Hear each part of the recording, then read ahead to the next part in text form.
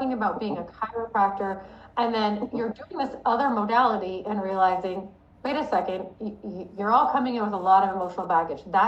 This is when this is that stage. Right, exactly.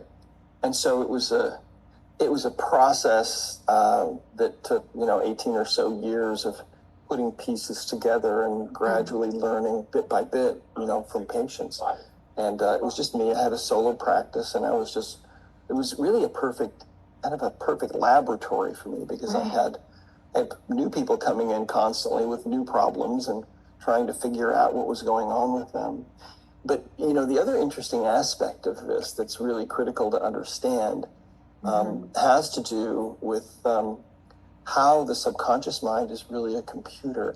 I was a computer programmer starting back in about 1980. I took my first and only class in computer programming.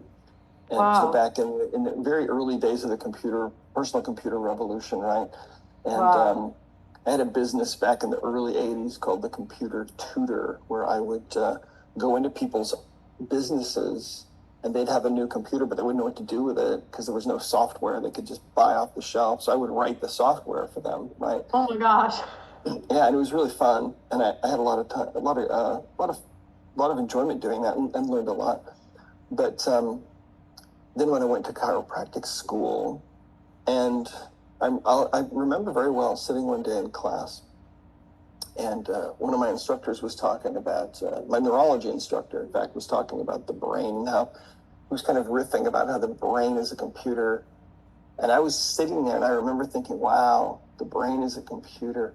And I thought, I wonder if we'll ever have the technology to be able to access the back door, if we'll ever be able to access the computer brain as a computer and ask questions and get answers, because it would be able to answer questions. It would know everything that's going on.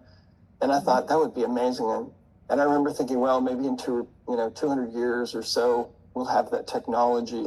Little did I know that that's exactly what I was going to be devoting my whole career to, was this exact thing, was asking questions of the internal computer and getting answers. But see, if I had not been a computer programmer before, none of this would have happened. I had to go through that step,